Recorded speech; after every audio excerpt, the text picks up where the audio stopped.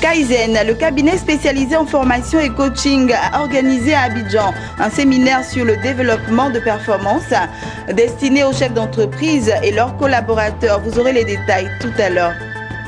Et puis le ministre de l'Emploi et de la Protection sociale, Jean-Claude Kwasi, a effectué une visite jeudi dernier au siège de la Caisse nationale de prévoyance sociale de Côte d'Ivoire. Cette visite a été marquée par une séance de travail avec les responsables de cette institution et la découverte de la direction du système d'information et de l'infirmerie. Voici pour le sommaire. Bienvenue au journal de Business 24 Africa. Il s'est tenu vendredi à Abidjan un séminaire sur le développement de performance et la valorisation de compétences en entreprise. Cette initiative est de Kaizen, un cabinet spécialisé en formation et coaching.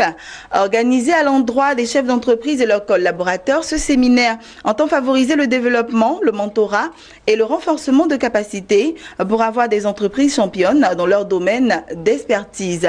Lawani Babatunde nous en dit davantage. Ici, ce sont les directions régionales, ce que vous voyez là, et ici, ce sont les clients.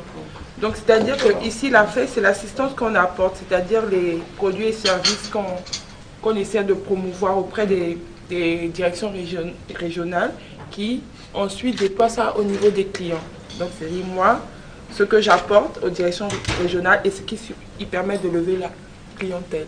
Inculquer la nécessité de meilleur management opérationnel avec un impact positif et faciliter la compréhension de la valeur de l'homme comme pilier de succès des entreprises.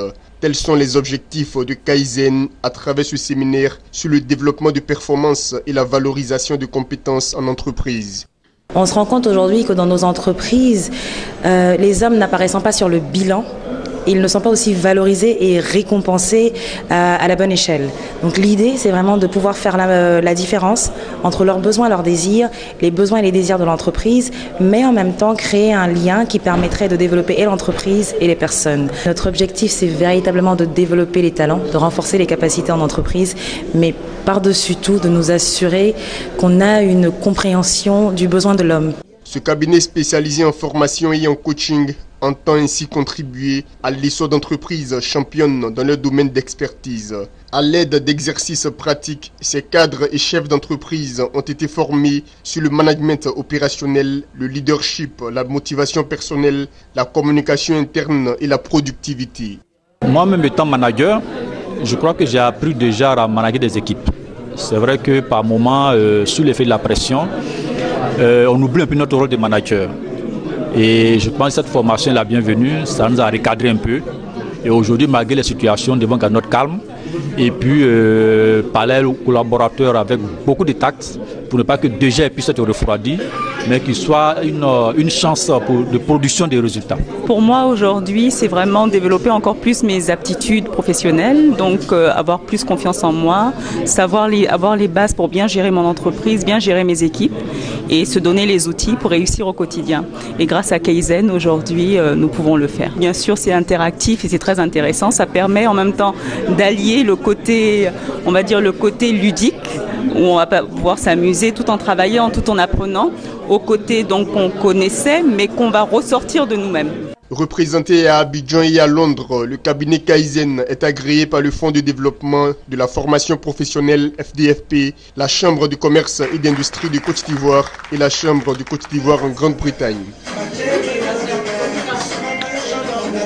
Parlons de protection sociale à présent. Dans le cadre de sa tournée officielle dans les structures sous tutelle, le ministre de l'Emploi et de la Protection sociale, Jean-Claude Kwasi, a effectué une visite jeudi dernier au siège de la Caisse nationale de prévoyance sociale de Côte d'Ivoire. Une visite marquée par une séance de travail avec les responsables de cette institution et la découverte de la direction du système d'information et de l'infirmerie. Jean-Claude Kwasi a dit être venu encourager la CNPS pour ses efforts en faveur du bien-être des travailleurs du secteur privé et surtout les exhorter à mieux faire. Maxoubi et Sorochelina. Le siège de la Caisse nationale de prévoyance sociale de Côte d'Ivoire ouvre ses portes à un visiteur inhabituel. Le ministre de l'Emploi et de la Protection sociale, Jean-Claude Kwasi, est venu s'imprégner des activités de la CNPS dans le cadre de sa tournée officielle dans les structures sous sa tutelle. Après les civilités de bienvenue, le PCA de la CNPS a présenté l'institution à l'illustre hôte avant d'évoquer les futures priorités de la CNPS. Il s'agit donc pour les organismes de sécurité sociale de se déployer de façon résolue comme des instruments de lutte contre la pauvreté et d'aide au maintien de la cohésion sociale.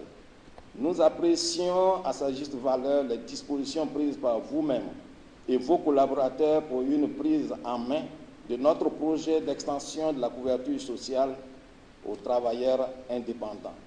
Projet qui permettra, comme vous le savez, Monsieur le ministre, de toucher la plus grande partie de la population active non couverte à ce jour. Pour sa part, le ministre de l'Emploi et de la Protection sociale a traduit toute sa gratitude pour l'accueil chaleureux qui lui a été réservé, avant de saluer les efforts de la CNPS pour le bien-être des travailleurs du secteur privé. Jean-Claude Kwasi a surtout exhorté l'institution à élargir son champ d'action en y intégrant de nouvelles couches professionnelles. Par rapport à ce que vous avez déjà fait, nous vous disons merci et bravo, mais il faut continuer. La route est encore longue, parce que jusqu'à présent, il n'y a que ceux qui ont un salaire qui peuvent bénéficier des prestations de la CRAE et de la CNPS. Maintenant, nous devons nous tourner vers les travailleurs indépendants, toutes les professions libérales qui ne donnent pas droit à salaire forcément, les travailleurs indépendants. Et parmi eux, nous avons, j'allais dire, un souci d'approcher de manière tout à fait exceptionnelle nos sportifs, parce que leurs carrières sont généralement beaucoup plus courtes, mais il faut trouver des formules pour les intégrer à ce que nous allons faire. Nous allons intégrer nos artistes et tous les hommes de culture et d'art, parce que là également, c'est vrai que très rapidement, ils amassent beaucoup d'argent, très rapidement, ils ont une image, et malheureusement, très rapidement, ils perdent cette image quand on parle de retraite. Alors il faudra trouver des formules qui correspondent au temps très court dans lequel eux gagnent leur argent, en sorte que quand la gloire sera passée, ils puissent quand même continuer de vivre décemment.